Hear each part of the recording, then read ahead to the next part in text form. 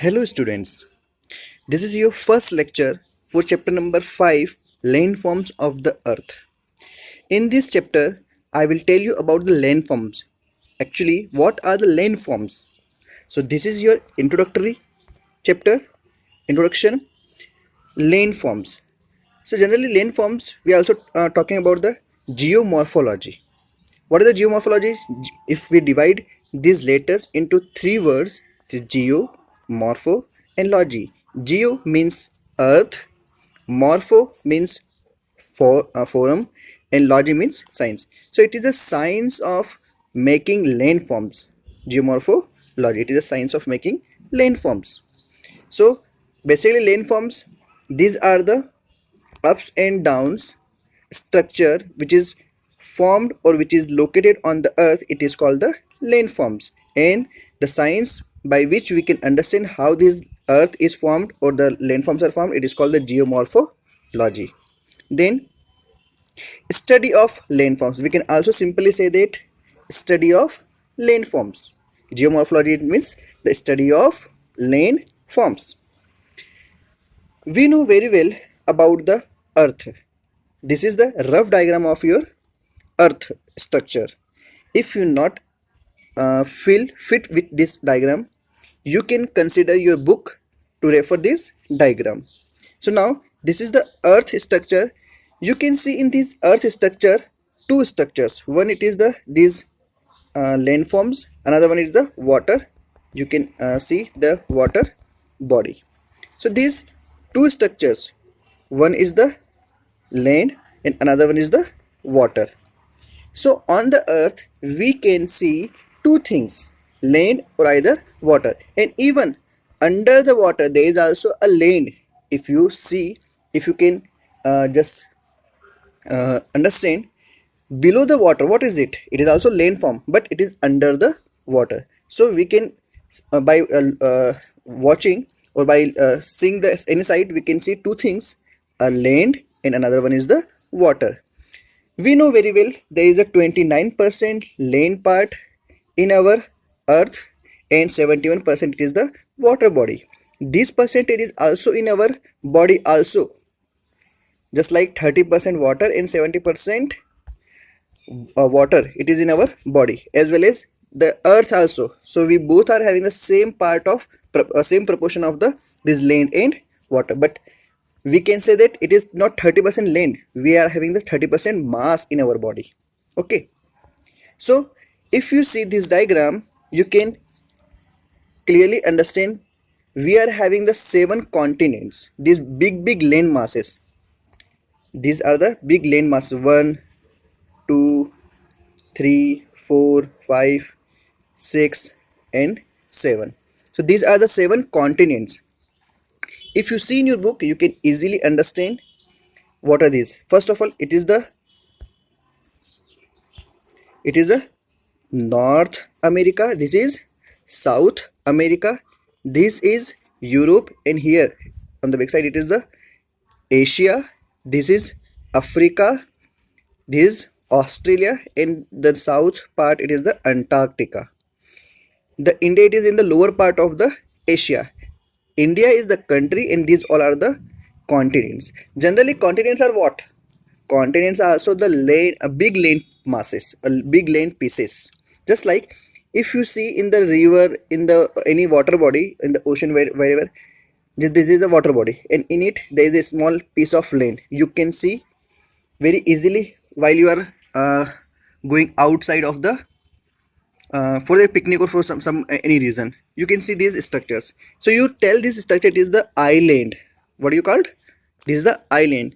So the land mass which is surrounded by water body, it is called the island. Same like that, it is the big land masses, these are the also kind of island, but it is in the very big size, they are called the continents. They are also surrounded by the water bodies, but there is one continent which is not surrounded by or which is not divided by the water body. This is the Europe. From three sides it is divided, but one side it is connected with the Asia. That's why this Asia and Europe, these both commonly called as Eurasia. What is it called? Eurasia. Okay, you can also remember this. If you see this structure, in the center part there is a equator. What is equator? Equator is the center line which divides earth into two equal parts.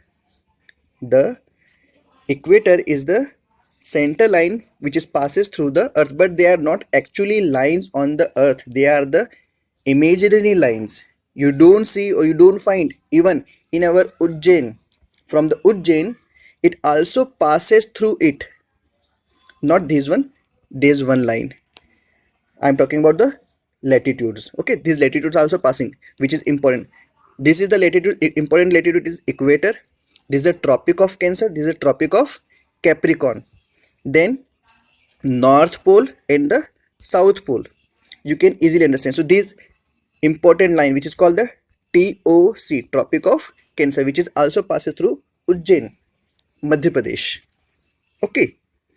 So actually these lines are not passing from any place. If you will go and find in the roads or in the landform, you cannot see any lane in the lines.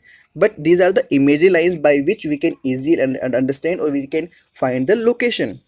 So for it is helping purpose, or it is the imaginary lines formed by the scientist or by the geologist. Okay. So it starts from the 0 degree from here, and then if we make a center line, just like if you are having the circle image you are doing, in the center there is a line.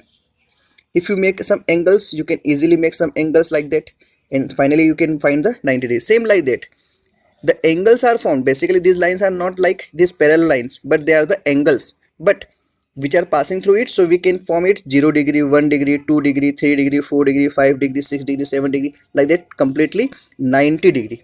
So this is the 90 degree and this is the 0 degree. So these all are the in the latitudes chapter we will study very properly. So now I hope you understand. So why these lines are important? Because these lines divides into two parts. So this above part, because it is from the north pole and it is from south pole. So this above circle, it is called northern hemisphere. What is it called? Northern, yeah, north hemisphere, yeah, northern hemisphere. What is called hemisphere? Hemi means half. Hemi means half. This is the half structure, na? So this is called hemisphere. And northern hemisphere, same like that, it is the south pole. So we can consider the lower half part, it is called the southern hemisphere. I hope you are understanding. So these two parts, northern hemisphere and the southern hemisphere, why it is very important? Because you can easily see in this diagram, most of the part is having the lands. So this northern part is having the maximum land part, and the southern hemisphere is having maximum water part. So I hope you understand what I am explaining you. Then, as I already told you, the northern part is having maximum land part and the southern part is having maximum water part. In the next lecture, in the next chapter, we will study of the some other part, the mountains, valleys, plateaus and plains. These are the basically landforms of the earth. Main, these are the mountain, plateau and plains. This valley is also one kind of the landform which I already explained you, or which I already something talked. But in detail, I am talking in the next lesson. So now we will move to the our next chapter. So we will see in next chapter. Now I request you one more thing to you. These are also the kinds of notes. So while you are watching this video, you can note down these lectures in your copy, and it will very helpful at the time of examination, as well as at the time of understanding, as well as in revision time or at the time of examination. So please make your notes along with these videos. It is very helpful for you. Thank you so much.